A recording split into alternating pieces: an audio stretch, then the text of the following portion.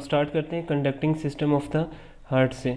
The heart possesses the property of auto rhythmicity. इसका क्या मतलब होता है कि हार्ट जो है वो खुद ही बीट करेगा, वो डिपेंड नहीं करता कि कोई उसे नर्व्स की स्टिमुलेशन मिले या कोई हार्मोन उसको कंट्रोल करे। ये खुद ही बीट करता रहेगा, कॉन्ट्रैक्ट करेगा, रिलैक्स करेगा और इसमें से खून आता जाएगा और जाता जाएगा। तो इसको हम क्या बोलते हैं? Auto rhythmicity, which means it generates its own electrical impulses and beats independently of nervous or hormonal control. That is, it is not reliant on external mechanisms to initiate each heartbeat. However, it is supplied with both sympathetic and parasympathetic autonomic nerve fibers. अब ये है कि ये खुद beat करेगा, ये किसी पे डिपेंड नहीं कर रहा, बट स्टिल इसके पास नर्व सप्लाई है सिंपैथेटिक की और पैरासिम्पैथेटिक की। ये याद रखिएगा कि सिंपैथेटिक सप्लाई जब आती है तो हार्ट रेट इंक्रीज़ हो जाता है और पैरासिम्पैथेटिक सप्लाई जब उसको आएगी तो हार्ट रेट डिक्रीज़ हो जाएगा। Small groups of specialised neuromuscular cells in the myocardium initiate and conduct impulses causing coordinated and synchronized contraction of the heart muscle. कुछ सेल्स हमारे पास स्पेशलाइज सेल्स होते हैं मायोकार्डियम में, ये लेयर ऑफ द हार्ट है, second layer है, ये middle layer है, इसमें सेल्स प्रेजेंट है जो ये इम्पल्सेस स्टार्ट करवाते हैं। अभी हम नेक्स्ट देखेंगे कि किस तरह करवाते हैं। सबसे पहले आप ये हार्ट के डायग्राम देखें, ये वाला पोर्शन, इसे हम क्या बोलते हैं इस पोर्शन को?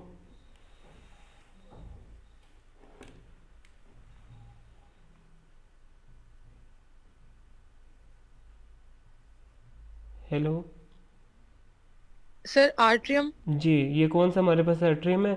Right atrium.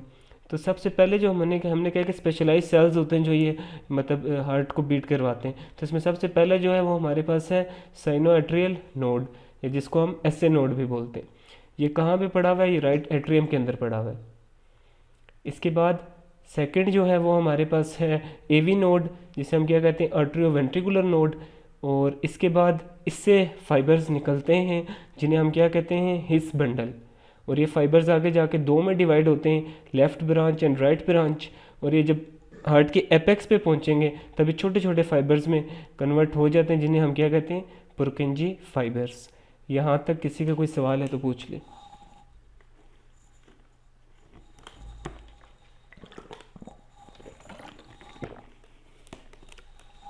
क्लियर है यहाँ तक? जी सर क्लियर है। हमने क्या बात की? हमने कहा कि भाई पहले हमारे पास ऐसे नोड है, यहाँ से इम्पल्सेस स्टार्ट होंगी, ये कहाँ पे होता है? एट्रियम में होता है। इसके बाद सेकंड हमारे पास क्या है? यहाँ से इम्पल्सेस कहाँ तक जाएंगी? आर्ट्रियोवेंट्रिकुलर नोड तक जाएंगी, जिसे एवी नोड बोलते हैं। और एवी नोड से आगे जो हैं वो डिफरेंट फाइबर्स बन जाते हैं। पहले जो है ये हिस बंडल है, उसके बाद राइट एंड लेफ्ट ब्रांचेज हैं, और एंड में जाके ये पुरकिंजी फाइबर्स बन गए। अब हम इसकी थोड़ी डिटेल पढ़ते हैं। पहले है जी हमारे पास sinoatrial node, SA node. This small mass of specialised cells lies in the wall of the right atrium near the opening of the superior vena cava. The sinoatrial cells generate these regular impulses because they are electrically unstable. ये जो ऐसे node है electrically unstable होता है, तो इसलिए continuously जो है ना वो जनरेट कर रही होती है nerve impulses. This instability leads them to discharge regularly, usually between 60 and 80 times a minute. ये आपको पता होना चाहिए, ये MCQs के लिए इंपॉर्टेंट है कि ऐसे नोड एक मिनट में कितनी बार बीट करता है? 60 to 80 times. Because the SA node discharges faster than any other part of the heart, it normally sets the heart rate and is called the pacemaker of the heart. हम ऐसे node पे थे ना, तो ऐसे node का क्या काम होता है? ये इलेक्ट्रिकली अनस्टेबल है, तो इससे कंटिन्यूसली इम्पल्सेस जनरेट होती रहेंगी। और किस तरह होती हैं? 60 to 80 टाइम्स अ मिनट होती हैं। ये MCQs के लिए इंपॉर्टेंट है। और इसी से हार्ट कॉन्ट्रैक्शन स्टार्ट होती है, और इससे फास्ट कोई भी मसल जो है वो बीट नहीं करता या फायर नहीं करता, इसलिए इसको हम क्या कहते हैं? Pacemaker of the heart. Heart किस पेस से बीट करेगा, किस पे डिपेंड करता है? साइनो एट्रियल नोड पे। Firing of the SA node triggers arterial contraction. जब ऐसे नोड स्टिमुलेट होगा तो इससे क्या होगा? Arterial contraction. दोनों एट्रियम जो हैं हार्ट के वो दोनों कॉन्ट्रैक्ट करेंगे।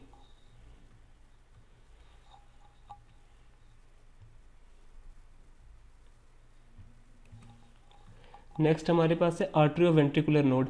This small mass of neuromuscular tissue situated in the wall of the atrial septum near the AV valves. AV valves के पास ये पड़ा हुआ होता है, दूसरा जो मैंने आपको पिक्चर में दिखाया था, एवी नोड इसे कहते हैं। Normally the AV node merely transmits the electrical signals from the atria into the ventricles. AV node क्या करेगा, ये सिंपल इलेक्ट्रिकल सिग्नल्स जो एट्रिया से आए हैं उसको वेंट्रिकल्स में शिफ्ट कर देगा। There is a delay here, the electrical signal takes 0.1 of a second to pass through into the ventricles. This allows the atria to finish contracting before the ventricles start. ये मैं आपको picture से समझाता हूँ। सबसे पहले हमारे पास एक मिनट में पॉइंटर ले आऊँ। जब यहाँ से ऐसे नोड स्टार्ट हुआ तो इसने क्या किया कि आर्टेरिया जो है, ये वाला एट्रियम है और ये वाला जो एट्रियम है, इन दोनों को आपस में कॉन्ट्रैक्ट करवाया कि ये दोनों कॉन्ट्रैक्ट हो जाए। उसके बाद जो इम्पल्सेस है वो जाके यहाँ तक पहुँची एवी नोड की। एवी नोड का क्या काम है, जो इम्पल्स यहाँ आ रही है उसको आगे वेंट्रिकल्स में शिफ्ट कर देना। क्लियर है ये बात?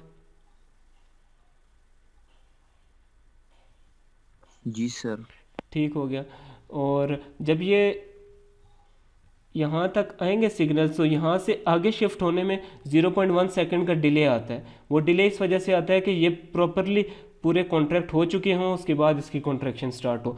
क्योंकि जो एवी नोड है उसने क्या करवाना है, उसने वेंट्रिकल्स की कॉन्ट्रैक्शन करवानी है। इसलिए जब सिग्नल्स यहाँ से यहाँ आएंगे तो उसमें 1 सेकंड का डिले आएगा बिफोर कि वो आगे जा सके। उसकी रीज़न क्या है कि ये कम्प्लीटली कॉन्ट्रैक्ट हो चुके हों, सारा ब्लड इसमें पहुँच चुका हो, उसके बाद इसकी कॉन्ट्रैक्शन स्टार्ट हो।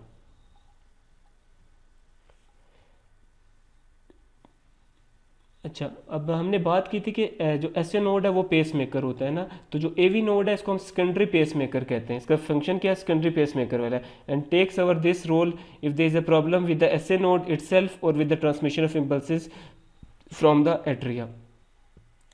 अब जो ए वी नोड है इसको इम्पल्सेस यहाँ से मिलती हैं। अब कोई मसला आ जाए, यहाँ से इम्पल्सेस यहाँ नहीं पहुँच रही, या वीक है, या कोई और बीमारी है, कोई और मसला आ गया, तो जो ए वी नोड है वो इसकी पोजीशन ले लेता है, वो इम्पल्सेस खुद से ही जनरेट कराने लग जाता है। तो इसलिए इसको हम सेकेंडरी पेस मेकर कहते हैं। पर इसकी जो फायरिंग रेट है वो ऐसे नोड से कम होती है। उसकी 60 to 80 बीट्स पर मिनट थी, इसकी 40 से 60 होती हैं बीट्स पर मिनट।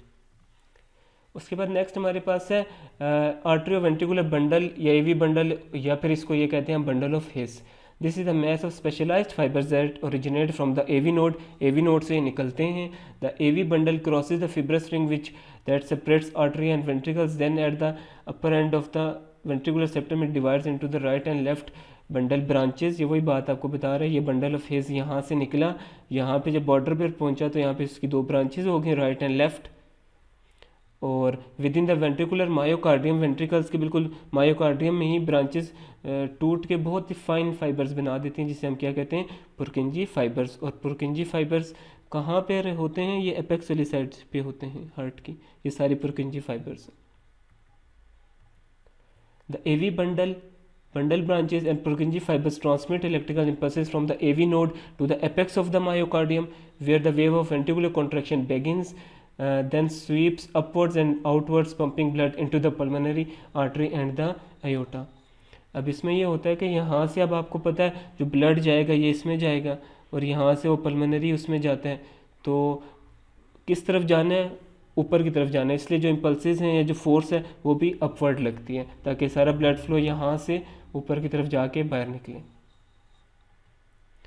तो ये बेसिकली था कि हार्ट किस तरह बीट करता है। यहाँ तक कोई सवाल है या आगे चलें? सर आगे चलें, ठीक है। नेक्स्ट हमारे पास आ गया था कार्डियक साइकिल। अब इसी साइकिल को, जो साइकिल हमने अभी पढ़ा है, इसको हम क्या बोलते हैं, cardiac cycle. At rest the healthy adult heart is likely to beat at the rate of 60 to 80 beats per minute. Normal जो हमारी पल्स वगैरह होती है कितनी होती है, हार्ट रेट 60 to 80 के दरमियान ड्यूरिंग ईच हार्ट बीट। और कार्डियक साइकिल, एक जो हार्ट बीट का पूरा प्रोसेस है उसका नाम क्या डालती है, cardiac cycle. The heart contracts and then relaxes, पहले कॉन्ट्रैक्ट करेगा फिर रिलैक्स करेगा। The period of contraction is called systole and that of relaxation is called diastole. अब जो कार्डियक साइकिल है इसमें पहला स्टेप क्या होता है, आर्टेरियल सिस्टोल, जिसमें क्या है बेसिकली कॉन्ट्रैक्शन ऑफ आर्टरिया, दोनों आर्टरिया एट्रियम दोनों जो हैं वो कॉन्ट्रैक्ट करेंगे। नंबर 2 स्टेप क्या है कार्डियक साइकिल का, वेंट्रिकुलर सिस्टोल, इसमें क्या होता है कि दोनों वेंट्रिकल्स कॉन्ट्रैक्ट करते हैं। और फिर तीसरा स्टेप क्या होगा, कंप्लीट कार्डियक डायस्टोल, जिसमें दोनों आर्टरी और वेंट्रिकल रिलैक्स कर जाते हैं। तो ये इसके 3 फेजेस हैं या स्टेजेस हैं किसकी, कार्डियक साइकिल की। नेक्स्ट ये बहुत इंपॉर्टेंट बात है, हमने कहा कि रेंज जो है वो कितनी है 60 to 80 है बीट्स पर मिनट की। अगर हम 74 बीट्स पर मिनट की एग्जांपल लें तो ये जो पूरा प्रोसेस है, ये 3 जो स्टेजेस वाला कार्डियक साइकिल का, इस पर कितना टाइम लगता है 0.8 सेकेंड्स। ये अब आपके MCQs के लिए इंपॉर्टेंट है कि 0.8 सेकेंड में एक कार्डियक साइकिल कंप्लीट होता है। अब इसी स्टेजेस की थोड़ी सी डिटेल है। The superior vena cava and the inferior vena cava transport the oxygenated blood into the right atrium at the same time as the 4 pulmonary veins bring oxygenated blood into the left atrium. ये वही बात है जो मैं आपको last lecture में पढ़ा चुका हूँ कि ये ब्लड वेसल्स जो हैं वो डीऑक्सीजनेटेड ब्लड एट्रियम्स में लेके आती हैं। तो arteriovenous ventricular valves are open and blood flows passively through the ventricles. अब वॉल्स खुल जाते हैं जो एट्रियम और वेंट्रिकल्स के दरमियान होते हैं, और जो ब्लड है वो एट्रिया से वेंट्रिकल्स में आस्ता आस्ता आने लगता है। पैसिवली का मतलब क्या है कि स्लोली आएगा। The S A node triggers a wave of contraction. S A node हमने बात की कि ये क्या करवाता है, आर्टीरियल कॉन्ट्रैक्शन, और इसमें कितना टाइम लगता है 0.1 सेकेंड। तो एस ए नोड जब ट्रिगर करेगी, अपनी पल्सेस डिस्चार्ज करेगी, तो एट्रिया दोनों कॉन्ट्रैक्ट होंगे तो दोनों ब्लड आएगा, दोनों एट्रियम से ब्लड किधर आएगा, वेंट्रिकल्स में, और ये कितनी देर में होता है 0.1 सेकेंड में। और when the electrical impulse reaches the AV node it is slowed down delaying arterioventricular transmission। ये वही बात है कि 0.1 सेकंड का आगे डिले आएगा। यहाँ तक क्लियर है सबको या कोई सवाल है किसी का? सर ये दी एस ए नोड ट्राइगर थोड़ा रिपीट करें अच्छा, सर। ये बात कह रहे हैं कि ये आपको ऐसे नोड नज़र आ रहे हैं जी सर। जब ये कॉन्ट्रैक्ट करता है ना, मतलब ये इम्पल्सेस ये अपनी डिस्चार्ज करता है, तो उससे क्या होता है कि आपके दोनों जो एट्रियम है वो कॉन्ट्रैक्ट करेंगे। इसको मैं डायग्राम बनाने की कोशिश करता हूँ। ये आपके दोनों एट्रियम है ना, और ये नीचे वेंट्रिकल्स हैं। तो सबसे पहले क्या हुआ कि ब्लड वेसल से यहाँ में ब्लड आया दोनों एट्रियम में, ठीक हो गया। तो उसके बाद एसए नोड यहाँ था, ये एक्टिवेट हो गया, इसने अपनी इम्पल्स डिस्चार्ज की। ये जब इम्पल्स डिस्चार्ज करेगी तो ये मैं सिर्फ आपको समझाने के लिए कह रहा हूँ, ये समझ लें कि एट्रियम जो है वो इस तरह कॉन्ट्रैक्ट कर देंगे। जब वो कॉन्ट्रैक्ट करेंगे तो ब्लड सारा इधर से निकल के किधर आ जाएगा, वेंट्रिकल्स में। अब यहाँ पे अगर आपके जो वेंट्रिकल्स हैं उनमें ब्लड आने लग जाएगा। ये बात समझ आई? जी सर। तो इस फेज़ को, पहला जो फेज़ है जिसमें एट्रियम दोनों कॉन्ट्रैक्ट कर रहे हैं और ये जो वेंट्रिकल्स में ब्लड आ रहा है, इसे हम क्या कहते हैं, आर्टेरियल कॉन्ट्रैक्शन। जब दोनों आर्टरिया कॉन्ट्रैक्ट करेंगे ब्लड किधर आएगा, इसमें आएगा, वेंट्रिकल्स में। और इस दौरान जो यहाँ पे एवी वॉल्व होता है, इन दोनों के दरमियान जो वॉल्व है वो अभी खुले हुए होंगे ताकि ब्लड सारा इधर आ जाए। इस प्रोसेस को कितना टाइम लगता है, 0.1 सेकेंड। जी सर, थैंक यू। ठीक है, फिर उसके बाद हमने बात की थी कि जब वो एवी नोड तक पहुंचता है तो वो थोड़ा सा स्लो हो जाता है। स्लो क्यों होता है, ताकि कम्प्लीटली वो कॉन्ट्रैक्ट हो जाए, सारा ब्लड वेंट्रिकल्स में आ जाए। ये वही बात लिखी हुई है, this allows the atria to finish emptying into the ventricles before the ventricles begin to contract. After this brief delay the AV node triggers its own electrical impulses. उसके बाद एवी नोड अपनी इम्पल्सेस डिस्चार्ज करता है which quickly spreads through the ventricular muscle via the, ये वही route आ गया, AV bundle branches and Purkinje fibres. This results in a wave of contraction that sweeps upwards from the apex of the heart and across the walls of both atria, pumping the blood into the pulmonary artery and the aorta। इसमें कितना time लगता है, 0.3 second. यहाँ हमने बात की थी कि भाई आर्टरी ने कॉन्ट्रैक्ट किया तो वेंट्रिकल्स में आ गया ना ब्लड। उसके बाद जब ये शुरू होगा, एवी नोड जब अपना इम्पल्स अपनी डिस्चार्ज करेगा तो उससे क्या होगा कि अब ये वेंट्रिकल्स जो हैं ये कॉन्ट्रैक्ट हो जाएंगे। ये समझाने के लिए आपको मैं छोटे बना रहा हूँ, ये समझ लेंगे सुकड़ गए। जब ये सुकड़ गए तो इनसे सारा ब्लड फ्लो यहाँ से बाहर जाएगा आयोटा में और इधर वाले से आगे लंग्स की तरफ। तो इसको हम क्या कह रहे हैं, इसे हम कह रहे हैं वेंट्रिकुलर कॉन्ट्रैक्शन। और ये कौन करवा रहा है, एवी नोड करवा रहा है। कितना टाइम लगता है इसमें? 0.3 सेकेंड। आर्टीरियल कॉन्ट्रैक्शन में कितना टाइम लगा था? 0.1 सेकेंड। यहाँ तक क्लियर हुआ कुछ? जी सर।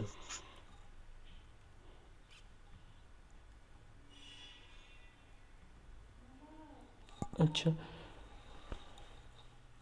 उसके बाद हमारे पास है ये एक लास्ट पॉइंट रहता है, the high pressure generated during ventricular contraction is greater than that in the aorta and forces the AV valves to close preventing the backflow of blood into the atrium. ये बात कह रहा है कि ये आपके दो वेंट्रिकल्स हैं और ये सॉरी दो एट्रियम और नीचे दो वेंट्रिकल्स हैं। जब वेंट्रिकुलर कॉन्ट्रैक्शन होगी तो यहाँ प्रेशर ज़्यादा होगा, यहाँ कम होगा, तो जो आपके वॉल्व्स हैं वो एवी वॉल्व जो खुले हुए थे वो बंद हो जाएंगे ताकि ब्लड वापस इस तरफ ना जाए बल्कि यहाँ से बाहर ब्लड वेसल्स में जाए। नेक्स्ट है जी, after contraction of the ventricles there is a complete cardiac diastole of period 0.4 seconds when atria and ventricles are relaxed. उसके बाद दोनों एट्रिया और वेंट्रिकल्स रिलैक्स करते हैं और उसमें कितना टाइम लगता है? 0.4 सेकेंड्स। तो इस तरह टोटल कार्डियक साइकिल कितने का हो गया? 0.8 सेकेंड्स का। 0.1 सेकेंड हमारे पास क्या था? आर्टीरियल कॉन्ट्रैक्शन, और 0.3 हमारे पास है वेंट्रिकुलर कॉन्ट्रैक्शन, और 0.4 जो है वो हमारे पास दोनों की रिलैक्सेशन। तो टोटल कार्डियक साइकिल कितने का हो गया? 0.8 सेकेंड का। During this time the myocardium recovers in preparation for the next heartbeat and the atria refill in preparation for the next cycle. The walls of the heart and of the great vessels open and close according to the pressure within the chambers of the heart. The AV walls are open while the ventricular muscle is relaxed during arterial filling and systole. When the ventricles contract, there is a rapid increase in the pressure in these chambers, and when it rises above the arterial pressure, the AV valve close. ये वही बात है जो मैंने आपको अभी समझा दिया। When the ventricular pressure rises above that in the pulmonary artery and in the aorta, the pulmonary and aortic valves open and blood flows into these vessels. अब यूँ होता है कि ये अगर वेंट्रिकल्स हैं, वेंट्रिकल से जो आगे जिस ब्लड वेसल में ब्लड जाने उसके भी शुरू में यहाँ वॉल्व लगा हुआ होगा। तो जब यहाँ वेंट्रिकल में प्रेशर ज़्यादा होगा तो ये वॉल्व खुल जाएगा ताकि ब्लड फ्लो इस तरफ आए, और जब ब्लड यहाँ ज़्यादा आ जाएगा इसमें वो ज़्यादा प्रेशर होगा एज़ कम्पेयर टू वेंट्रिकल्स, तो ये वॉल्व दोबारा बंद हो जाएगा ताकि ब्लड पीछे ना जाए, वो एक ही डायरेक्शन में मूव करें। First the pulmonary and aortic valves close, then the AV valves open and the cycle begins again. This sequence of opening and closing valves ensures that blood flows in only one direction. ये इस diagram से देखें, दोबारा मैं आपको एक दफ़ा समझा देता हूँ। पहला स्टेप हमारे पास क्या है? Arterial systole. इसमें क्या होगा कि आपकी एट्रिया कॉन्ट्रैक्ट करेंगे तो ब्लड किधर जाएगा? वेंट्रिकल्स में जाएगा। वेंट्रिकल्स में जब चला गया तो फिर अब वेंट्रिकल्स आपके कॉन्ट्रैक्ट करेंगे तो ब्लड किधर जाएगा? दोबारा यहाँ में लंग्स में और आयोटा वगैरह में, और उसके बाद फिर इसकी रिलैक्सेशन होगी वेंट्रिकुलर डायस्टोल, जिसमें ब्लड दोबारा एट्रियम में आना शुरू हो जाएगा और उससे पैसिवली मूव किधर करेगा? वेंट्रिकल में। तो ये पूरा हमारे पास क्या है? Cardiac cycle. यहाँ तक कोई सवाल है? अगर किसी को कुछ नहीं समझ आया तो पूछ लें। सर इस डायग्राम के बारे में थोड़ा एक्सप्लेन करें सर। अच्छा, ये बेसिकली जो हमने कार्डियक साइकिल पढ़ा है ना उसी को बता रहे हैं। पहला स्टेप हमारे पास हमने क्या पढ़ा कि आर्टेरियल सिस्टोल होता है या आर्टेरियल कॉन्ट्रैक्शन होती है, ऐसा ही है। तो उसमें क्या होगा कि ये जो आर्टरियाँ हैं ये कॉन्ट्रैक्ट करेंगे, ये कॉन्ट्रैक्ट करेंगे तो ब्लड सारा किधर आ जाएगा? वेंट्रिकल्स में आ जाएगा। ठीक हो गया। उसके बाद फिर जब वेंट्रिकल्स कॉन्ट्रैक्ट करेंगे, जो दूसरा हमारा स्टेप था कार्डियक साइकिल का, जिसे हम क्या कहते हैं? वेंट्रिकल सिस्टोल, तो ये किधर जाएगा? ब्लड सारा ब्लड वेसल्स में आ जाएगा दोनों साइड से। और उसके बाद जब दोनों रिलैक्स कर रहे होंगे एट्रियम और वेंट्रिकल, जो थर्ड स्टेप है, तो फिर ब्लड दोबारा ब्लड वेसल से दोबारा किधर आ रहा होगा? एट्रियम में, और एट्रियम से किधर जा रहा होगा? पैसिवली वेंट्रिकल्स में। क्लियर हुआ? जी सर, थैंक यू। तो ये हमारे पास कार्डियक साइकिल था। नेक्स्ट है heart sounds. There are 4 heart sounds each corresponding to a particular event in the cardiac cycle. Total जो हार्ट की साउंड्स होती हैं ना, ये 4 होती हैं, पर जो हम सुन सकते हैं, जिनको हम डिस्टिंग्विश कर सकते हैं, वो सिर्फ फर्स्ट 2 होती हैं। पहली की आवाज़ कैसी होती है, लब की तरह होती है, दूसरे की कैसी है, डब। लाइक अगर आप स्टेथोस्कोप लगाएंगे तो आप कैसी आवाज़ सुन रहे होंगे, लब डब लब डब। तो ये दो साउंड्स हम फर्स्ट टू जो हैं वो सुन सकते हैं, बाकी दो जो हैं उसमें हम डिफ्रेंशिएट नहीं कर सकते। ये जो पहली साउंड आती है लब, ये क्यों आती है, जब एवी वॉल्व्स बंद होते हैं उससे ये आवाज़ आती है लब। और जो दूसरी साउंड है जो डब है, वो क्यों आ रही होती है, जब आयोटिक और पल्मोनरी वॉल्व्स बंद हों तो तब डब आवाज़ आती है, जिसका मतलब क्या होता है कि वेंट्रिकुलर डायस्टोल हो रहा है। नेक्स्ट हम देखते हैं कि electrical changes in the heart को हम रिकॉर्ड कैसे कर सकते हैं। ईसीजी का नाम तो आप लोगों ने सुना होगा। तो यस सर। इससे हम क्या बेसिकली मेजर कर रहे होते हैं कि हार्ट की इलेक्ट्रिकल कंडक्टिविटी देख लें कि हार्ट क्या सही फंक्शन कर रहा है या नहीं। पीछे भी तक जो हमने पढ़ा वो हमने सिर्फ ये पढ़ा कि कैसे फंक्शन करता है। अब उस चीज़ को मॉनिटर करना कि उसी तरह काम कर रहा है या नहीं कर रहा, उसके लिए हम क्या करते हैं, ECG. As the body fluids and tissues are good conductors of electricity, the electrical activity within the heart can be detected by attaching electrodes to the limbs and chest. The pattern of electrical activity may be displayed on an oscilloscope screen or traced on paper. Operators जो use होता है उसको हम electrocardiograph कहते हैं, tracing को क्या कहते हैं, ECG. The normal ECG tracing shows 5 waves by convention which have been named as P, Q, R, S, T। 5 waves आपको नज़र आनी चाहिए। वो जो आपने अक्सर ड्रामों में या फिल्मों में यूँ देखा होगा, वो दिखा रहे होते हैं यूँ इस तरह कुछ बीट चल रहा होता है जब दिल धड़क रहा होता है, और जब वो बिल्कुल सीधा हो जाएगा इसका मतलब है हार्ट बीट करना छोड़ गया। तो बेसिकली जो कॉन्ट्रैक्शंस या राइजिंग आपको वेव्स नज़र आ रही होती हैं, ये नॉर्मल में कितनी होती हैं, 5 होती हैं। क्या क्या हैं, P, Q, R, S और T। यहाँ तक क्लियर है? सर जी जी सर बट ईसीजी में जस्ट हार्ट की बीट तो नहीं देख रहे होते, वो तो रिस्ट पे भी हाँ लगाते हैं और बिल्कुल, पाँव वो पे तो भी। उसके बहुत ज़्यादा उसके तरीके हैं ना।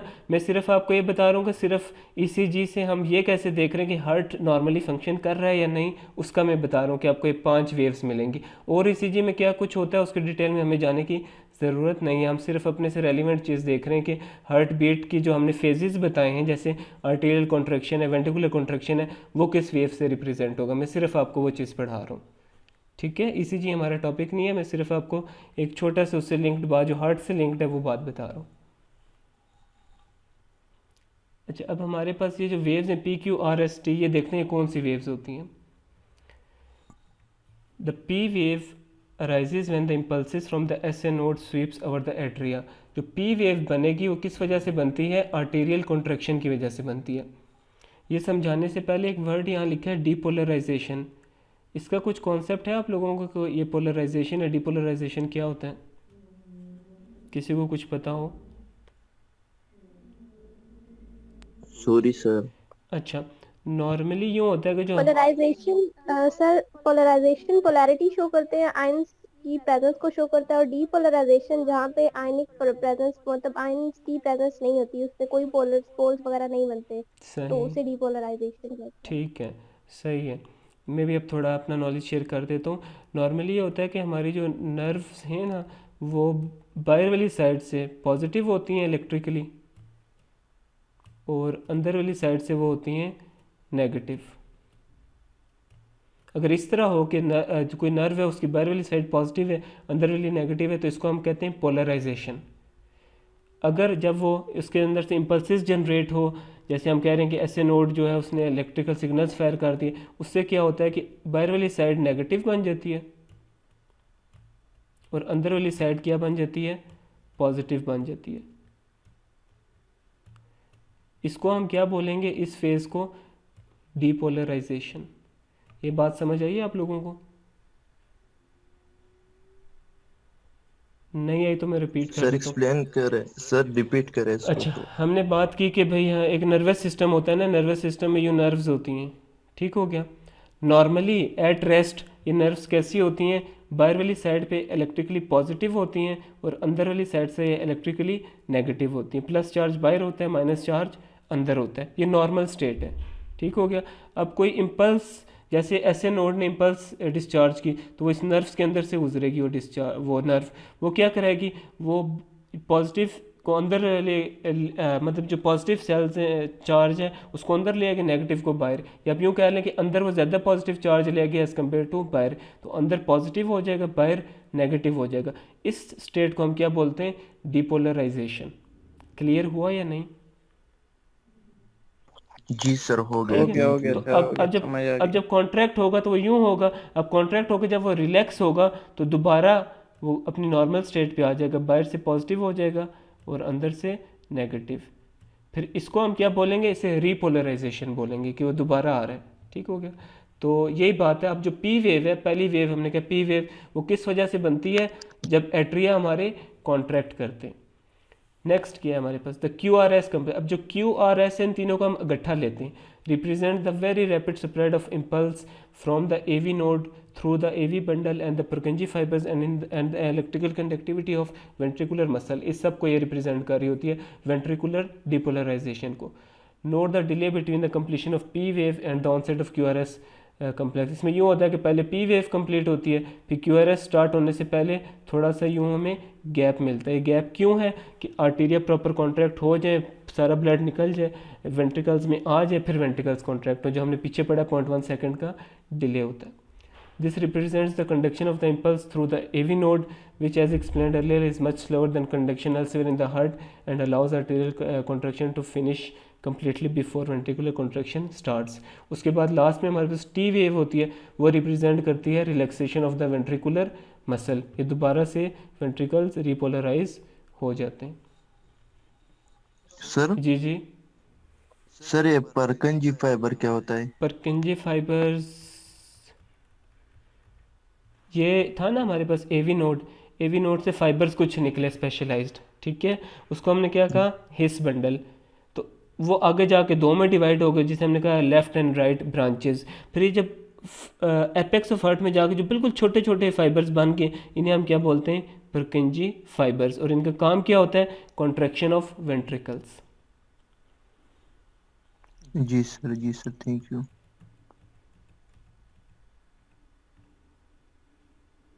अच्छा, नेक्स्ट देखते हैं। Arterial repolarization occurs during the ventricular contraction and so is not seen because of the larger QRS complex. जब आर्टेरियल रिपोलराइजेशन कब हो रही होती है? जब वेंट्रिकुलर कॉन्ट्रैक्ट हो रहे होते हैं, और ये इतनी ज़्यादा फोर्स से होते हैं कि ये वाली वेव हमें नज़र ही नहीं आती, हमें सिर्फ QRS वेव नज़र आ रही होती है। The ECG described above originates from the SA node। SA node से ये शुरू होती है और इसको हम क्या कहते हैं? Sinus rhythm. The rate of sinus rhythm is 60 to 100 beats per minute को हम नॉर्मल कंसिडर करते हैं। 100 से ज़्यादा अगर बीट्स पर मिनट हो जाएंगी तो उसे हम क्या बोलेंगे? टेचिकार्डिया। और अगर 60 से बीट्स कम हो जाएंगी तो उसे हम क्या कंसिडर करेंगे? ब्रैडिकार्डिया। ब्रैडिकार्डिया मतलब कि हार्ट बीट बहुत कम हो गई है, नॉर्मल से कम हो गई है। टेचिकार्डिया का क्या मतलब है? कि हार्ट बीट जो है वो ज़रूरत से, नॉर्मल से ज़्यादा हो चुकी हुई है। टेचिकार्डिया कब होता है? जब 100 से ऊपर हार्ट बीट्स पर मिनट हो। ब्रैडिकार्डिया कब होता है? जब 60 से कम हार्ट बीट्स पर मिनट हो। By examining the pattern of waves and the time interval between cycles and the parts of cycles, information about the state of the myocardium and the cardiac conduction system is obtained। और इन्हीं 4-5 waves को देख के हम भी बता सकते हैं कि किसी का दिल सही काम कर रहा है या नहीं। अब ये डायग्राम है, ये आपको नज़र आ रहा है। सबसे पहले हमारे पास क्या होता है? पी वेव बनती है। ये क्यों बनेगी? आर्टेरिया डिपोलराइजेशन हो गया, या दोनों एट्रियम जो हैं वो कॉन्ट्रैक्ट करेंगे। इसके बाद ज़रा सा डिले आएगा। ये डिले क्यों आता है? कि इसमें ये सारा ब्लड ताकि वेंट्रिकल्स में आ जाए, उसके बाद ये शुरू हो। ये यहाँ पे भी ये चीज़ बता रहा है कि आर्टेरियल सिस्टोल बिगिंस में क्या होता है? कि ब्लड एट्रिया से वेंट्रिकल्स में आना शुरू हो जाता है। अब वेंट्रिकल्स में जब सारा ब्लड पहुँच गया, यहाँ देखें तो दोनों एट्रिया खाली हो चुके हैं। यहाँ इनमें ब्लड था, यहाँ खाली हो गए। अब क्या? वेंट्रिकल कॉन्ट्रैक्ट करेंगे, और ये कॉन्ट्रैक्ट बहुत ज़्यादा फोर्स से करते हैं क्योंकि इन्होंने पूरी बॉडी में जो है ब्लड भेजना होता है। तो इसमें हमें कैसी वेव मिलती है? यूँ, पहले थोड़ी सी नीचे डिफ्लेक्शन, फिर पॉजिटिव, फिर नेगेटिव। इसे हम क्या कहते हैं? QRS कम्प्लेक्स, जो हमें क्या शो करता है? Ventricular depolarization. उसके बाद क्या होगा कि हमारे पास वेंट्रिकुलर रिपोलराइजेशन होती है, ब्लड वगैरह चला गया दोबारा, और ब्लड दोबारा यहाँ से एट्रिया में आने शुरू हो गया। तो ये इस तरह हमारे पास कार्डियक साइकिल भी कंप्लीट हो गया, और ये इस तरह का नॉर्मल पैटर्न होता है। पी वेव, फिर QRS कम्प्लेक्स, और उसके बाद टी वेव। अगर किसी की आप ECG करते हैं, ये इसी तरह आपको नज़र आ रहा है, इसका मतलब है कि उसके हार्ट सही तरह काम कर रहा है। यहाँ तक अभी कोई सवाल है तो पूछ लें, या फिर आगे चलें। सर आगे चलो। ठीक हो गया। अब है जी myocardial energy sources. Energy sources कैसे आती हैं? एज मैंशनड अबव, जैसे हमने पिछले लेक्चर में पढ़ा था कि 5% of the blood supply total body का जो होता है वो किधर जाता है? हार्ट की तरफ जाता है। वो इसलिए जाता है कि ऑक्सीजन वगैरह इसको मिलती रहे और न्यूट्रिएंट्स भी मिलते रहे, क्योंकि हार्ट एक वाइड टिश्यू है बॉडी का जो कभी भी रुकता नहीं है, पूरी ज़िंदगी बीट करता रहता है। अगर ये 1 सेकंड के लिए भी रुकेगा तो मसला होगा। Normal energy production in the heart comes from aerobic breakdown of fats and sugars and fats से इसको एनर्जी मिलती है। नेक्स्ट हमारे पास चीज़ है cardiac output. The cardiac output is the amount of blood ejected from each ventricle every minute. ये समझने से पहले हम स्ट्रोक वॉल्यूम कर लेते हैं। ठीक हो गया। स्ट्रोक वॉल्यूम क्या है? The amount expelled by each contraction of each ventricle. ये जो हमारे वेंट्रिकल्स हैं ये कॉन्ट्रैक्ट जब करते हैं तो कितना ब्लड इनसे निकलता है एक बीट में, उसको हम क्या कह रहे हैं? Stroke volume. ये बात समझ आई? सर रिपीट करें अच्छा, इसको। हमने ये बात की कि वेंट्रिकल कॉन्ट्रैक्ट करते हैं तो उससे ब्लड निकलता है ना, जो आगे ब्लड वेसल्स में जाता है। अब कितना ब्लड निकलता है उसको हम क्या बोलते हैं? Blood volume, stroke volume sorry. Stroke volume क्या है कि एक दफ़ा वेंट्रिकल कॉन्ट्रैक्ट हुआ तो उससे कितना ब्लड निकला। जी सर। ठीक है, ये तो होगा एक हार्ट बीट। अब हमें पता है 1 मिनट में वो हार्ट बीट कितनी दफ़ा करता है? 60 से 80 बार। तो पूरे 1 मिनट का अगर मैं हर हार्ट बीट ऐड करता जाऊँ तब तक जब तक 1 मिनट पूरा नहीं होता और उस सारे ब्लड को ऐड कर लूँ तो वो मेरे पास क्या बन जाएगा? Cardiac output.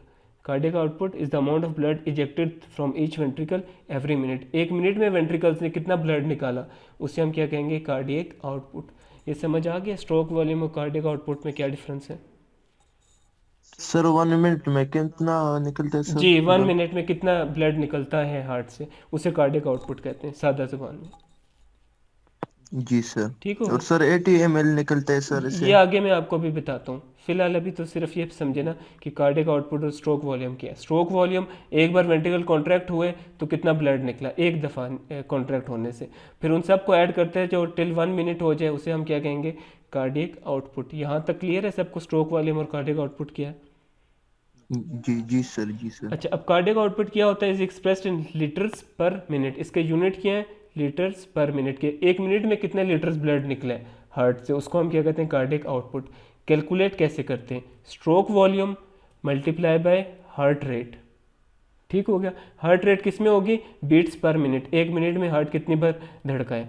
तो स्ट्रोक वॉल्यूम नॉर्मल एडल्ट में 70 मिलीलीटर होती है। मतलब कि एक बार जब वो कॉन्ट्रैक्ट करते हैं वेंट्रिकल्स तो कितना ब्लड जाता है? 70 मिलीलीटर्स। इसको हमने मल्टीप्लाई किया, हमने एग्जांपल ली कि अगर किसी का दिल 72 टाइम्स बीट कर रहा है 1 मिनट में तो 72 को 70 से मल्टीप्लाई किया, हमारे पास आ गया 40 मिलीलीटर पर मिनट। पर ये इसके यूनिट क्या होते हैं? लीटर्स होते हैं। इस मिलीलीटर को लीटर में कन्वर्ट किया तो अप्रॉक्सीमेटली मेरे पास कितना आ गया? 5 लीटर्स पर मिनट। तो हमारे पास कार्डियक आउटपुट क्या है? 5 लीटर्स पर मिनट। ये क्लियर है या इसको रिवाइज करूं? सर हर बंदे का अलग अलग हार्ट बीट होता है जी, सर। हर बंदे का अलग होता है, इसलिए हमने इस एग्जांपल में कंसिडर किया कि अगर 1 मिनट में 72 टाइम्स हार्ट बीट कर रहे तो इतना होगा। सर ऐसा पता नहीं कि नॉर्मल बंदे का तो कितना वही होता है उन्होंने सर? कहा ना, उन्होंने ऑन एवरेज कहा है कि नॉर्मल जो हार्ट होता है ना वो 72 टाइम्स बीट करता है ऑन एवरेज, अगर बंदा हेल्दी है। ठीक हो गया। और स्ट्रोक वॉल्यूम नॉर्मल बंदे में कितना होता है? 70 मिलीलीटर, जिससे उन्होंने कैलकुलेट करके बताया कि नॉर्मल बंदे में, हेल्दी बंदे में कार्डियक आउटपुट कितना होता है?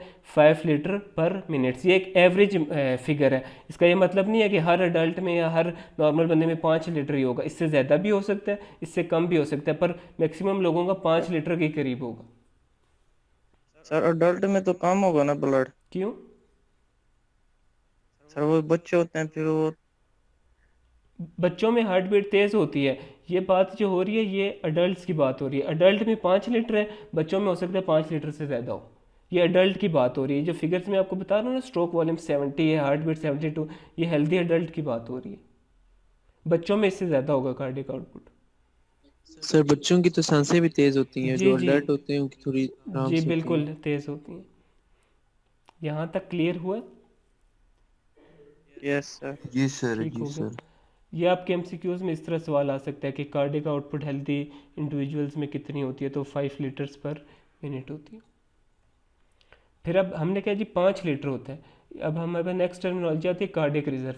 This can be greatly increase to meet the demands of exercise to around, ये 25 लीटर तक भी चला जाता है पर मिनट। ये कब होगा, जब आप बहुत ही एक्सटेंसिव एक्सरसाइज में इन्वॉल्व हैं, जिसमें आपके टिश्यू बहुत ज़्यादा काम कर रहे हैं, तो हार्ट पंपिंग बढ़ जाती है, उनको ज़्यादा ब्लड सप्लाई जाता है, तो कार्डियक आउटपुट कहाँ तक चला जाता है, 25 लीटर पर मिनट तक जा सकता है।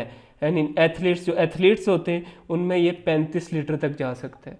अब ये जो इंक्रीज़ है, जो 5 से 25 पे चला गया, या एथलीट्स के केस में 5 से 35 पे चला गया, इसको हम क्या कहते हैं, कार्डियक रिजर्व।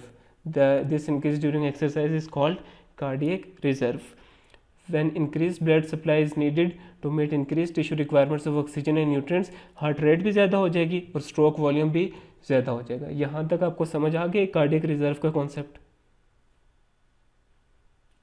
सर ये अगर कोई बंदा हैवी वेट उठाता है जी मतलब, जी तो उसकी भी ये मतलब जो कार्डियक रिजर्व होती है हाई हो जाती है, मतलब जी ब्लड वगैरह जी जो होता बिल्कुल हाई होती है। है आप ये प्रेशर। नोट करेंगे कि जब भी आप कोई एक्सरसाइज करें ना, जैसे अगर आप, ये नहीं कि 2 मिनट भाग के रुक गए, अगर आप 10 मिनट कंटिन्यूसली भागते रहे, आप फील करेंगे आपकी हार्ट रेट बहुत तेज़ हो चुकी हुई होगी। हार्ट रेट तेज़ होगी, उसके साथ साथ स्ट्रोक वॉल्यूम भी तेज़ होगा। वो क्यों हो रहा है, ताकि बेसिकली फंक्शन उसका क्या है, कार्डियक आउटपुट बढ़ाएं, टिश्यूज़ जो इन्वॉल्व हैं आपकी एक्सरसाइज में उनको ब्लड सप्लाई उनकी नीड के मुताबिक मिले।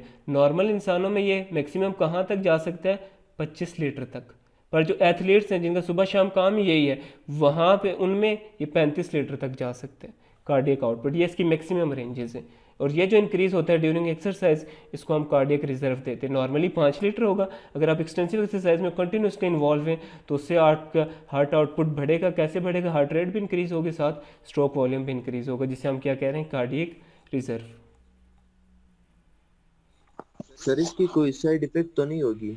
नहीं, ये लिमिट होता है, मतलब ये आप ये समझ लें कि नॉर्मल है। जैसे 25 लीटर तक है ना पर मिनट, यहाँ तक तो नॉर्मल है। इससे ज़्यादा अगर आप उसमें चले गए, ज़्यादा चाहिए, फिर आपका हार्ट जो है उसमें प्रॉब्लम आ जाएगी, वो उससे ज़्यादा आपके टिश्यूज़ को सप्लाई नहीं कर सकता, फिर मसला होगा। नॉर्मल 25 तक आप रेंज इसको लेके जा सकते हो। सर ये तो आपने एथलेटिक का कहा, तो वो तो उनकी तो 35 तक गई है उनकी सर। इसलिए गई है क्योंकि वो रोज़मर्रा यही काम करते हैं, सुबह शाम उन्होंने किसी ना किसी एक्सरसाइज में इन्वॉल्व होते हैं। ये जो 25 लीटर की, ये मैं, जैसे आप हो गया, मैं हो गया, हमारी बात कर रहा हूँ। जैसे हम नॉर्मली इतनी एक्सरसाइज या फिजिकल हमारा काम तो नहीं होता, अगर हम एकदम फिजिकल काम शुरू कर दें और उसमें रुके ही ना, 2 घंटे करते रहें, तो हमारे हार्ट में कितनी कैपेसिटी है कि वो 25 लीटर तक ले जाएगा, उसके बाद बस कर जाएगा हार्ट, इससे आगे नहीं जा सकता। पर अगर मैं सुबह शाम यही काम करता रहूँ, किसी एक्सटेंसिव फिजिकल एक्सरसाइज में ही इन्वॉल्व रहूँ, तो तब मेरा हार्ट जो है वो आस्ता आस्ता इसको बढ़ा के कहाँ तक लेके जा सकता है, 35 तक। 35 से ऊपर वो भी बस कर जाएगा, 35 हद है। जी सर, थैंक यू। ठीक है, ये था कार्डियक रिजर्व। नेक्स्ट हमने स्ट्रोक वॉल्यूम की बात की है ना। The stroke volume is determined by the volume of blood in the ventricles immediately before the contract, sometimes called preload. अब स्ट्रोक वॉल्यूम किस पे डिपेंड करता है कि वेंट्रिकल्स में कितना ब्लड है, क्योंकि जब वेंट्रिकल्स कॉन्ट्रैक्ट करेंगे तो सारा ब्लड बाहर आ जाएगा। तो इसका मतलब है स्ट्रोक वॉल्यूम किस पे डिपेंड कर रहा है कि वेंट्रिकल्स के अंदर कितना ब्लड है। और जो वेंट्रिकल्स में जो ब्लड होता है उसको हम क्या बोलते हैं, pre load. In turn, preload depends on the amount of blood returning to the heart through the superior and inferior vena cava. अब प्रीलोड वेंट्रिकल्स में कितना ब्लड है वो डिपेंड कर रहा है कि जो सुपीरियर और इन्फीरियर वेना केवा से ब्लड आ कितना रहा है एट्रियम में, क्योंकि जितना एट्रियम में आता है वही आगे वेंट्रिकल में ट्रांसफर होता है।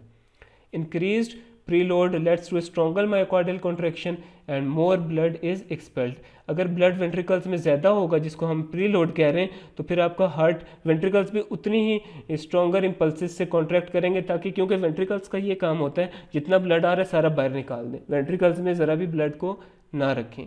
जिससे क्या होगा, अब ज़्यादा ब्लड निकलेगा तो स्ट्रोक वॉल्यूम भी बढ़ेगा और कार्डियक आउटपुट भी राइज होगा, जैसे हमने प्रीवियस स्लाइड में देखा है। In this way the heart with in physiological limits, वो लिमिट्स क्या हैं, 25 नॉर्मल बंदे के लिए, 35 एथलीट्स के लिए, always pump out all the blood that it receives allowing it to adjust cardiac output to match body needs. यहाँ तक समझ आए कॉन्सेप्ट प्रीलोड का, ये क्या है, या रिपीट कर दूँ? सर समझ आ गए। ठीक हो गया। This capacity to increase the stroke volume with increasing preload is finite and when the limit is reach, जब आपकी लिमिट पहुंच जाएगी, venous return to the heart exceeds cardiac output, जब वो लिमिट रीच हो जाएगी तो ये होगा कि ब्लड वेसल से तो ज़्यादा ब्लड आ रहा है पर आपका वेंट्रिकल तो सारा ब्लड आगे नहीं ट्रांसफ़र कर पा रहा, तो इससे क्या होगा, फिर कार्डियक आउटपुट डिक्रीज होगी और हार्ट बिगिंस टू फेल, और हार्ट फेल होने लग जाएगा, जो हम कॉमनली सुनते नहीं है कि हार्ट फेलियर हो गया। अदर फैक्टर्स दैट इंक्रीज, और क्या फैक्टर्स हैं जो इस मायोकार्डियल कॉन्ट्रैक्शन को या कार्डियक साइकिल को इंक्रीज कर सकते हैं, तो वो increase sympathetic nerve activity to the heart है। सिंपैथेटिक नर्व सप्लाई जो होता है वो हार्ट बीट को इंक्रीज करता है। हार्मोन्स हो गए जैसे एड्रेलिन हो गए, थायरॉक्सिन हो गए, नॉर एड्रेलिन हो गए, ये भी हार्ट बीट को इंक्रीज करते हैं। नेक्स्ट हमारे पास है आर्टीरियल ब्लड प्रेशर, या आप ये कह सकते हैं कि ब्लड प्रेशर जो आर्टरीज के अंदर कितना होता है। जो हम नॉर्मली ब्लड प्रेशर मेजर करते हैं, जो हम कहते हैं 120/80 है, वो बेसिकली आर्टीरियल ब्लड प्रेशर ही होता है। This affects the stroke volume as it creates resistance to blood being pumped from the ventricles into the great arteries. अब स्ट्रोक वॉल्यूम को अफेक्ट ब्लड प्रेशर भी करता है, कैसे करता है वो भी हम देखते हैं। This resistance, sometimes called afterload, is determined by the elasticity of the large arteries and the peripheral resistance of vessels। ये आप यूँ समझ लें कि हार्ट ने यहाँ से कॉन्ट्रैक्ट करना है ना, तो आगे ब्लड वेसल्स में जाना है। अब ब्लड वेसल्स अगर नैरो हुई हुई हैं तो उसमें से अगर ब्लड ने गुजरना है तो इसको फोर्स वेंट्रिकल्स को ज़्यादा लगानी पड़ेगी, तो इस वजह से ये स्ट्रोक वॉल्यूम को ये ब्लड वेसल बहुत अफेक्ट करती हैं। अगर ये जैसे बूढ़ों में ये होता है कि आपकी ब्लड वेसल्स तंग हो जाती हैं, नैरो हो चुकी होती हैं और स्टिफ हो जाती हैं, उनकी फ्लेक्सिबिलिटी कम होती है, तो अब ब्लड इसको पंप करने के लिए इसको बहुत ज़्यादा फोर्स लगानी पड़ेगी, जिससे क्या होगा कि इसके अंदर से कम ब्लड जा सकेगा, तो स्ट्रोक वॉल्यूम क्या होगा, कम हो जाएगा।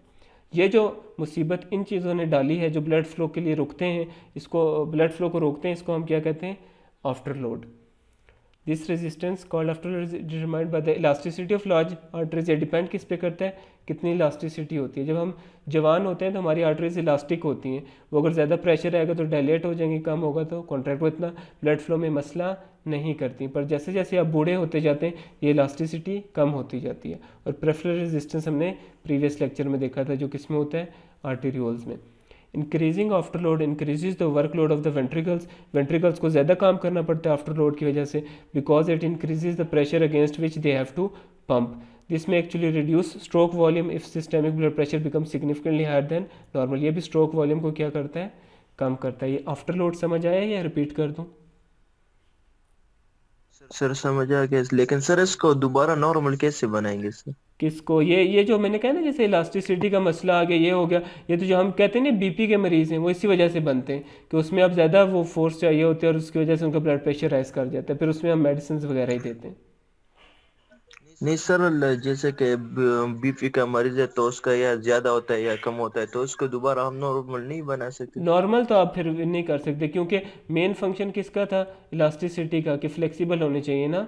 उसमें उसकी जो आर्टरीज होती है ना बुजुर्गों में, या जिनको बीपी के जो मरीज़ होते हैं, वो हार्ड हो चुकी होती हैं, अब वो इतनी कॉन्ट्रैक्ट रिलैक्स नहीं कर सकती, तो हार्ट को ज़्यादा पंप करना पड़ता है उसमें से ब्लड फ्लो करने के लिए, जिसकी वजह से आपका ब्लड प्रेशर राइज हो जाता है। उसमें फिर यही होता है कि उन्हें दवाइयाँ पूरी ज़िंदगी खानी पड़ती हैं, उन दवाइयों से ही वो ब्लड प्रेशर उसका नॉर्मल होता है, कम होता है। वो ये नहीं हो सकता कि दवाई देंगे तो बिल्कुल नॉर्मल हो गया तो ठीक हो गया। क्यों? क्योंकि उसका जो कॉज है इलास्टिसिटी ऑफ लार्ज आर्टरीज, उस पर आप कुछ नहीं कर सकते। वो एक दफ़ा अगर हार्ड हो गए वो फिर हार्ड ही रहेंगी। सर जी ये थर्ड वाली लाइन जरा दोबारा से बता दें। ये इंक्रीजिंग वाली, यस सर। अच्छा, जब आफ्टर लोड इंक्रीज होता है, आफ्टर लोड क्या है कि यहाँ ज़्यादा प्रेशर बन के जो ब्लड को फ्लो नहीं होने दे रहा। अब ज़्यादा ब्लड फ्लो अगर यहाँ से कराना है तो इसको ज़्यादा फोर्स से ब्लड पंप करना पड़ेगा, किसको, वेंट्रिकल्स में। क्यों? क्योंकि आगे प्रेशर ज़्यादा है, अगर इसका प्रेशर ज़्यादा नहीं होगा तो ब्लड आगे जाने नहीं देगा, ये कम जाने देगा। तो ये बात कह रहे हैं कि increasing after load increases the workload of the ventricles. Ventricles को मुसीबत फिर पड़ जाती है कि किस तरह हम इसको अब करें, because it increases the pressure against which they have to pump. Clear हुआ अभी आपको? जी सर, थैंक यू। जिसमें एक्चुअली इससे क्या होता है, स्ट्रोक वॉल्यूम कम हो जाएगी। अगर ब्लड प्रेशर बहुत बढ़ गया तो तब स्ट्रोक वॉल्यूम कम हो जाएगी।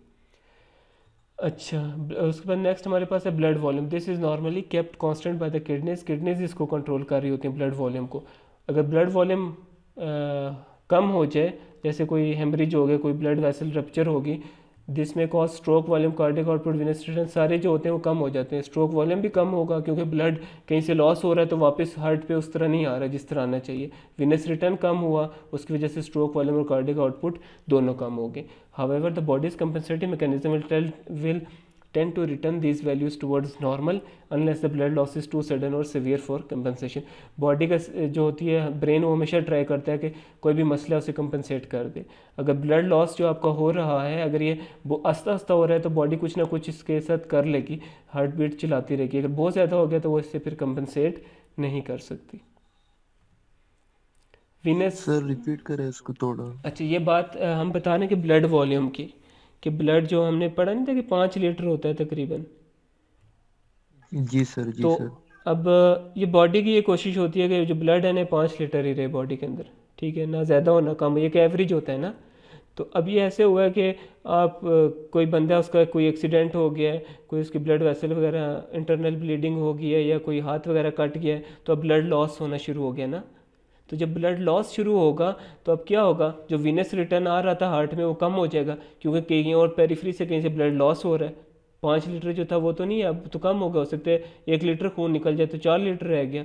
तो वीनस रिटर्न जब कम होगा फिर कार्डियक आउटपुट और वॉल्यूम भी कम हो जाएगा। अब बॉडी क्या करेगी, जब 4 लीटर है वो जाके किडनी को कहेगी वो एक हमने पढ़ा था एरिथ्रोपोइटिन वगैरह बनाओ, और वो blood vessels, red blood cells, white blood cells, blood बनाने की कोशिश करेगी, कंपनसेट। अगर तो ये आस्ता आस्ता निकल रहा है ब्लड लॉस फिर तो बॉडी कंपनसेट कर लेगी। अब डायरेक्ट जैसे मैंने आपको एग्जांपल दी है कि 1 लीटर ब्लड ही निकल गया तो इससे फिर बॉडी कंपनसेट नहीं कर सकती, इतना नया खून नहीं बना सकती। क्लियर? जी सर। सर अगर आधा लीटर बह जाए तो बना सकती है? इसका तो अब मुझे 1 लीटर से थोड़ा। इसका तो अब मुझे डिटेल नहीं पता कि इतनी माइन्यूट के ये क्या इसकी एक फिगर है। जस्ट समझाने के लिए आपको इतना है कि अगर आस्ता आस्ता ब्लड लॉस हो रहा है तो कंपनसेट हो जाएगा। बहुत ज़्यादा लॉस होगा, जैसे 1 litre is a huge loss, ये समझ लें 20% खून ही निकल गया, उससे फिर कंपनसेशन करना मुश्किल होगी। एग्जैक्ट फिगर्स क्या है उसके बारे में मुझे इल्म नहीं है। Thank you sir. अगर मतलब अगर ज्यादा कट लगा तो ज्यादा खून बहेगा तो जी उससे जी वो कंपनसेट नहीं कर सकते। जाहिर है। और जैसे 1 लीटर इज़ अ ह्यूज खून, हमारे जो हम कट शट हमें लगते रहते हैं ना उसमें क्या ज़रा से तो खून निकलता है। ये हैवी ब्लीडिंग की बात हो रही है। और यस सर सर। जब हम डोनेट करते हैं जी सर जी, तो उसका भी ये प्रॉब्लम होगा सर? उसमें भी वो इतना लीटर तो नहीं लेते होंगे, कुछ मिलीलीटर में फिगर लेते होंगे, वो मैं आपको चेक करके बता दूंगा। वो जाहिर है उन्होंने कुछ अपना बैकग्राउंड नॉलेज रखा होगा कि कितना खून निकालना सेफ होता है एक नॉर्मल बंदे में कि बॉडी उसको कंपनसेट कर ले। जी सर, ठीक हो गया? Thank you. अच्छा, अब हम वीनस रिटर्न जी की सर। बात कर रहे हैं। Venous return is a major determinant of cardiac output. Cardiac output mainly किस पर डिपेंड कर रही होती है कि वीनस रिटर्न खून कितना हार्ट के अंदर आ रहा है, क्योंकि उसने पंप वही करना है जो खून उसके अंदर आएगा। And normally the heart pumps out all blood return to it, जितना ब्लड उसके पास आता है हार्ट उसको पंप कर देता है, बॉडी में भेज देता है। The force of contraction of the left ventricle ejecting blood into the aorta is not sufficient to push the blood through the arterial and venous circulation and back to the heart। हमने बात की थी कि left ventricle से पूरी body में blood जाता है। अब लेफ्ट वेंट्रिकल का जो फोर्स ऑफ कंट्रैक्शन है वो खाली इनफ नहीं है कि पूरी बॉडी में से ब्लड जो है वो घूम के वापस आ जाए, और फैक्टर्स भी इसमें इन्वॉल्व होते हैं। कौन कौन से होते हैं वो देखते हैं। एक हमारे पास है पोजीशन ऑफ द बॉडी, दूसरा है हमारे पास मस्कुलर कॉन्ट्रैक्शन, तीसरा है रिस्पिरेटरी पंप। ये 3 मैकेनिज्म हैं जो लेफ्ट वेंट्रिकल की मदद कर रहे होते हैं कि खून सर्कुलेट हो जाए बॉडी के अंदर और वापस आ जाए। पहले हम देखते हैं position of the body. Gravity assist venous return from the head and neck when standing और सिटिंग। आप खड़े में या बैठे में, हेड एंड नेक से तो क्योंकि ब्लड ने हार्ट नीचे है तो नीचे की तरफ ही आना है, ग्रेविटी उसमें मदद दे देती है। And offer less resistance to venous return from the lower parts of the body when an individual is lying flat. अगर आप इस तरह लेटे हुए होंगे तो अब तो ब्लड ने सिंपल यहाँ से यहाँ जाना है ना, जो लोअर पोर्शन से है, तो इजीली चला जाएगा। पर अगर आप इस तरह बंदा खड़ा हुआ है तो फिर तो ब्लड को ऊपर जाने के लिए ग्रेविटी के अगेंस्ट जाना पड़ेगा, तो रेजिस्टेंस ज़्यादा होगी, फोर्स ज़्यादा लगानी पड़ेगी। तो इस तरह पोजीशन ऑफ बॉडी अफेक्ट करती है वीनस रिटर्न को। नेक्स्ट है हमारे पास muscular contraction. Back flow of blood in veins of the limbs specially when standing is prevented by valves. पिछले लेक्चर में बात हुई थी कि वेन्स के अंदर वॉल्व्स होते हैं जो प्रिवेंट करते हैं बैक फ्लो के लिए। इन्हीं वॉल्व्स के पास the contraction of skeletal muscles surrounding the deep veins compresses them. अब यूँ होता है जो हमारी जैसे लातों की जो वेन्स हैं डीप वेन्स, उसके आसपास हमारे पास क्या होंगे, स्केलेटल मसल्स होंगे। ये स्केलेटल मसल्स कॉन्ट्रैक्ट करेंगे जो इन्हें बेसिकली सिक्वीज करते हैं, जो मेक श्योर करते हैं कि ब्लड ऊपर की तरफ ही जाए, वापस ना आए। इसको हम क्या कहते हैं? Skeletal pump, skeletal muscle pump. ये बात समझ आ गई है? सर रिपीट करें अच्छा, इसको थोड़ा। अब यह है कि हमने भी पढ़ा कि बंदा इस तरह खड़ा हुआ अगर हो, स्टैंडिंग पोजीशन में आप हो, तो आपको फोर्स ज़्यादा चाहिए यहाँ से हार्ट तक पहुँचने के लिए ना, ब्लड को। तो इसमें अल्लाह ने वापस ब्लड ऊपर पहुँचाने के लिए क्या सिस्टम किया हुआ है कि जो लातों की जो वेन्स हैं उसके आगे पीछे मसल्स लगा दिए। कौन से मसल्स लगा दिए? Skeletal muscles. ये क्या करते हैं? ये कॉन्ट्रैक्ट करते हैं। जब ये कॉन्ट्रैक्ट करेंगे तो ये इसका डायमीटर इस ब्लड वेसल का छोटा यूँ कर देंगे, जिससे क्या होगा कि ब्लड फ्लो ऊपर की तरफ जाएगा। मेन मकसद इन मसल्स का क्या है कि ब्लड फ्लो यहाँ से ऊपर की तरफ ही जाए, वापस नीचे लेग्स में दोबारा ना आए। और इस मैकेनिज़्म को हम क्या कहते हैं? Skeletal muscle pump. समझ आया? जैसे अब आपको मैं इसकी मिसाल दूं, जैसे हम, वो नहीं होता घर में ऊपर टंकी लगाई हुई है तो नीचे मोटर होती है, मोटर लगाते हैं जो वो बाय फोर्स ऊपर लेके जाती है। ये वैसा आप समझ लें कि जो मोटर है वो हमारे पास यहाँ स्केलेटल मसल पंप है। जब मोटर चल रही है, मतलब ये कॉन्ट्रैक्ट कर रहे हैं, तो दे विल मेक श्योर कि पानी या जो ब्लड है वो यहाँ से ऊपर हार्ट की तरफ या टंकी की तरफ पानी के केस में चला जाए। जी सर, थैंक यू। नेक्स्ट हमारे पास आता है द रिस्पिरेटरी पंप। पहले अब वो स्केलेटल मसल पंप था, अब रिस्पिरेटरी पंप आ गया। ड्यूरिंग इंस्पिरेशन, इसकी डिटेल हम रिस्पिरेटरी सिस्टम में पढ़ेंगे कि इंस्पिरेशन क्या है। The expansion of the chest creates, mic बंद कर दें kindly. The expansion of the chest creates a negative pressure within the thorax assisting flow of blood towards the heart. जब हम सांस अंदर की तरफ लेते हैं तो हमारी चेस्ट कैविटी में इस तरह का प्रेशर क्रिएट होता है कि जो ब्लड फ्लो को कहाँ लेके जाता है? Towards heart. In addition when the diaphragm, अगर आपको याद हो हमने वो पढ़ा था, हार्ट के नीचे जो इस तरह का मसल होता है उसको डायफ्राम कहते हैं, जहाँ पे हार्ट रुकता है उसके नीचे, उसकी डायफ्राम की बात हो रही है। डेसेंट्स ड्यूरिंग इंस्पिरेशन, ड्यूरिंग जब हम सांस अंदर की तरफ लेते हैं तो ये भी थोड़ा नीचे की तरफ हो जाता है, यहाँ स्पेस बन जाती है। The increase intraabdominal pressure pushes the blood towards the heart. इधर अंदर प्रेशर आ जाएगा जो इसको दोबारा ब्लड को किस तरफ भेजेंगे? Towards heart. रिस्पिरेटरी पंप समझ आए या रिवाइज कर दूं? सर समझ आएगी। ठीक हो गया। नेक्स्ट हमारे पास अब क्या फैक्टर्स हैं जो अफेक्ट कर सकते हैं हार्ट रेट को। तो सबसे पहले वही ऑटोनॉमिक नर्वस सिस्टम आ गया। इसमें दो होते हैं, सिंपैथेटिक और पैरासिम्पैथेटिक।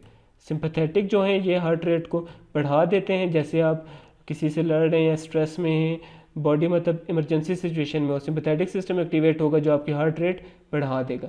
पैरासिम्पैथेटिक सिस्टम रिलैक्स जब आप हों तब ये एक्टिवेट होता है। इसका काम क्या होता है? हार्ट बीट को कम कर दें।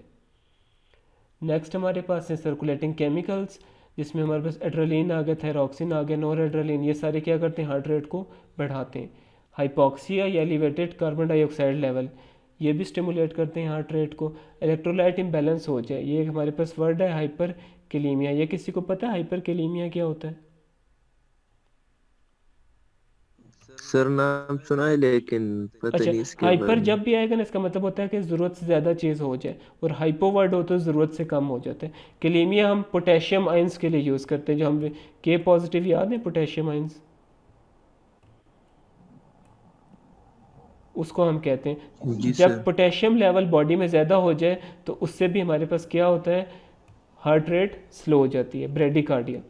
और कुछ ड्रग्स हैं जैसे जो हाइपरटेंशन के, ब्लड प्रेशर के मरीज़ हैं, उन्हें आप दवाइयाँ देंगे तो उसमें एक्सरसाइज के वक्त भी ब्लड हार्ट रेट आपकी ज़्यादा होगी। और इमोशनल स्टेट्स हों जैसे एंग्जाइटी है, फियर है, एक्साइटमेंट है, उसमें भी हार्ट रेट बढ़ जाती है। जेंडर की बात करें तो वुमेन में ज़्यादा हार्ट रेट होता है दैन मेन, और बच्चों में बात करें तो उनमें एडल्ट से ज़्यादा हार्ट रेट होता है। एंड लास्ट है हमारे पास टेम्परेचर जितना ज़्यादा होगा हार्ट रेट भी उतना ज़्यादा होगा।